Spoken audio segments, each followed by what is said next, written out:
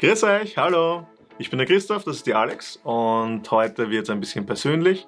Ich möchte einen Jahresrückblick ohne Zahlen, ohne Statistiken, sondern Alex, wie war dein Jahr?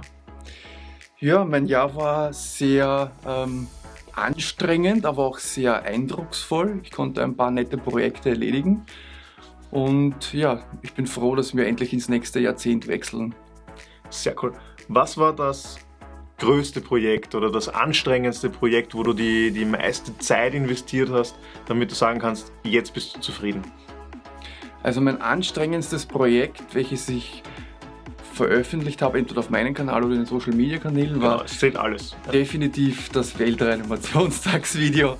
Das war hammer anstrengend zum Filmen, es war für den Schnitt anstrengend, für die Organisation sehr anstrengend, aber der Outcome ist ein Wahnsinn. Wie viel haben wir bei Facebook? Ich glaube bei 2 Facebook-Seiten zusammen. 40.000 Views, circa. Ja, also das ist allein auf einer Facebook-Seite. Ja, glaub ich, ja. Rund mal auf, sagen wir 50.000 Views. Also diese Reichweite, es war total imposant, dieses cinemastische Filmen. Mir hat es nicht viel Spaß gemacht, 40 Grad mitten im August und dann 2 Monate Schnitt oder so. Der arme Protagonist, der da so lange am Boden liegen musste. Ja, aber er hat das gut gemacht und die Alex hat das auch gut gemacht. Und ich glaube, das hat da ziemlich gefallen, gell? Dieses bisschen Regie führen, bisschen ganz involviert sein und sagen zu können, okay, hey, so willst du es haben und so kannst du machen. Ja, das ist auch das, was man macht, wenn man selbst alles macht. Man macht von der Planung, Organisation, über die Kameraführung, über den Schnitt, Vertonung, Distribution macht man eigentlich alles. Ist ein bisschen, deswegen ist ja auch mühsam eigentlich, aber mir hat es echt gut gefallen und wir wurden auch im ORF Burgenland gefeatured, ne? Richtig, genau. Also die Reichweite war dann doch ein bisschen größer als erwartet und immer wieder eine Überraschung. Wenn du jetzt so das Jahr rückblickend betrachtest, wo hast du den größten Lerneffekt gehabt? Was war für dich, wo du sagst, okay, da habe ich mich am besten verbessert? Videotechnisch. Videotechnisch, ja. Ich glaube, das ist eigentlich immer noch mein eigenes Studio, wo ich immer noch ein bisschen herumprobiere. Ich habe da mehrmals Hintergründe gewechselt, habe mehrmals verschiedene Lichtpraktiken benutzt, habe mich selber einlesen müssen, auch wie man das richtig macht, Lichtpunkttechnik und solche Dinge. Ich habe da sehr viel gelernt. Du kannst auch in die Kamera schauen eigentlich. Achso, ja, ich bin so fasziniert, also kein Problem. Ja. Das ist auch meine Schokoladenseite. Ja. Meine Schokoladenseite ist, ich habe so einen kleinen Kopf da irgendwie. Der voll kleine Kopf. Okay. Ja, also bei meinem Studio, glaube ich, habe ich mich am stärksten lichttechnisch verbessert. Drehtechnisch haben mir alle Projekte sehr gut gefallen. Mir hat das Projekt gefallen am Grünen See, wo es sehr ruhig war, wo wir in der 2 in der Früh weggefahren sind. Ah, die berühmten Golden Hour, gell? Ja, das du mal erwähnt hast. Also damit ich rechtzeitig dort bin. Mir hat auch das Projekt gefallen mit der Freiwilligen Feuerwehr Oberwaltersdorf, mit dem Hund im Auto, wo unser Hund da Protagonist war sozusagen im heißen Auto, aber nur für ganz wenige Minuten, weil wir haben das so gedreht, dass es natürlich keine Tiergefährdung da war. Aber wer genau hinschaut, sieht, dass eine Tür immer offen war. Jetzt hast du das Geheimnis verraten. Jetzt natürlich. Das Jahr ist vorbei, es darf jetzt verraten werden, was alles schiefgegangen ist. Aber ich muss sagen, ich habe auch sehr viel gelernt über Kameraführung, wie ich im Ausland gefilmt habe. Ich war für den Zweitkanal, also für den dort, wo ich auch trainiere, weil du weißt, beim Semi Combat Systems, dort trainiere ich, dort filme ich viel, dort mache ich auch den zweiten Kanal, das wissen viele gar nicht, dass ich dort meine Finger im Spiel habe und viel filme. Wir haben dort übrigens jetzt schon über 170.000 Abonnenten. 170.000? Ich bin beim Kanal dazugekommen, da hatte der Kanal 20.000 Abonnenten circa und wir haben in kürzester Zeit einfach durch auch meinen Input geschafft.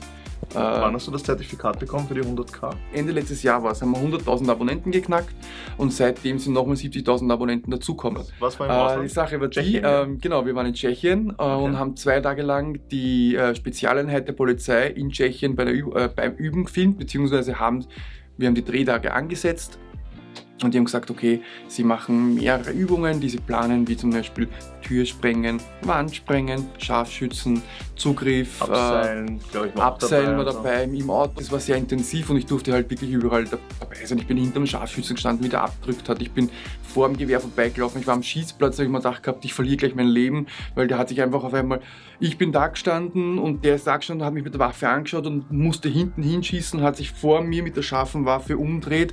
Ich habe mir gedacht, aber in dem Moment bist du halt nur so im Filmen drinnen und es war, es war richtig leibend.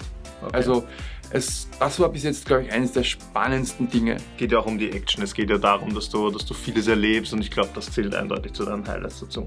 Das ist eindeutig eines meiner Highlights, genau. Ja. Okay.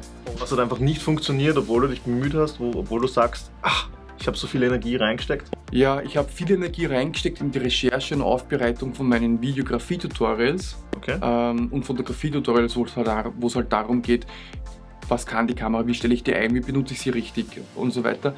Das habe ich wirklich viel recherchiert und auch den Content gut aufbereitet, aber den schaut sich halt keiner an. Aber ich meine, ich muss sagen, diese Videos habe ich vor allem auch am Anfang des Jahres gemacht gehabt. Was mal nicht funktioniert ist, ich wollte für einen österreichischen E-Sports-Clan ein Promo-Video machen, weil ich mir gedacht habe, hey, das wäre doch leibend, für einen E-Sports-Clan ein Promo-Video zu machen. Ich habe dort über 100 kleine kurze Clips aufgenommen in der Location, allerdings hat das Wetter nicht gepasst. Die Location war nicht das, was ich mir vorher gedacht habe, weil ich konnte mir es nicht anschauen, das war so spontan. Und die Aufnahmen sind dementsprechend dann nicht so leibend worden, also sind nicht so eindrucksvoll, wie ich gern hätte. Ich habe das Projekt noch. Ich versuche ab und zu dran zu arbeiten. Ich glaube nur fast, das Projekt wird nichts. Also es liegt noch in meinem Speicher, aber... Es ist noch nicht abgeschlossen und du glaubst auch nicht, dass du es abschließen wirst? Nein, glaube ich nicht. Kann man so sagen. Glaube ich nicht.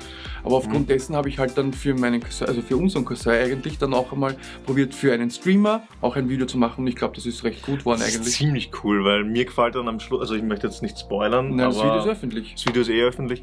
Schaut es euch mal an, am Schluss legt er dann die Kappe sozusagen dann auf die Kamera drauf und schließt dieses Video ab. Also das ist von den Übergängen her, wenn ich mir jetzt so die Videos anschaue, die am Anfang deiner Karriere sozusagen waren, und das, was jetzt halt rauskommt, irrsinnige Lernkurve nach oben. Ja, also das ist, ich streue dir Rosen, absolut irre, absolut irre. Das hat sich total viel getan, entwickelt, auch von der Idee her, von dem Kreativen. Hätte ich mal nicht gedacht, dass das so weit geht und wirklich in fast Perfektion übergeht. Also ziemlich cool, Hut ab. Ja. Das heißt, Luft nach oben ist da. Ja, definitiv. Aber umso mehr Projekte, umso mehr Möglichkeiten, denke ich, umso besser kannst du dich entfalten. Ich glaube 2020 musst du mir wieder das eine oder andere Projekt. Werden wir schauen, wie sich 2020 entwickeln wird. Stichwort dieses Horrorvideo. Also ich habe geplant, ich wollte eigentlich bei so einer Challenge, bei so einem Wettbewerb mitmachen, wo man echt viel Kameraequipment gewinnen kann. Das war nur sehr kurz und für eine Person alleine ist das einfach nicht in dem Rahmen umsetzbar. Es geht darum, ich möchte halt einen kurzen Shocking Short quasi produzieren im Rahmen von, von 1 Minute und 4-5 Minuten oder sowas, so einen richtigen Horrorfilm. Den wollte ich ursprünglich so machen, dass man sagt, man baut das richtig auf mit einem richtigen Set, mit richtigen Leuten vor der Kamera, mit einer richtigen Geschichte, einen Twist vielleicht, also einen Anfang, einen Hauptteil und einen Schluss. Tatsächlich fiktive Werbespots zu erstellen mit Behind-the-Scenes-Aufnahmen und die zu veröffentlichen, damit man einfach selber, und da will ich auch selbst sehr viel lernen, weil Storytelling ist eine ganz wichtige Geschichte dabei. Ich will es auch ein bisschen ins Komödiale treiben, außer mit den Horrorfilmen natürlich, aber das wird Horror ist auch lustiger. Wird auch einen 180-Grad-Twist am Schluss haben, kann man durchaus auch für Werbeaufnahmen benutzen. Ich möchte halt an meinem Portfolio ein bisschen aufbessern auch. Nicht so Sitcom-mäßig wie nicht so, wie man es aus dem Fernsehen kennt, so sketchmäßig, sondern wie wenn es ein Film wäre, drehen, aber halt mit einem super lustigen Twist am Schluss erst. Nicht wie eine komplette Komödie. Ja, ansonsten freue ich mich natürlich gemeinsam mit der Familie und mit euch auf ein erfolgreiches, gutes, gesundes 2020, auf ein neues Jahrzehnt. Mitternacht ist vorbei, solltest du noch nicht gerutscht sein, dann wünschen wir dir einen guten Rutsch. Und für diejenigen, die schon gerutscht sind, ich hoffe, ihr habt euch nichts gebrochen. Hoffentlich.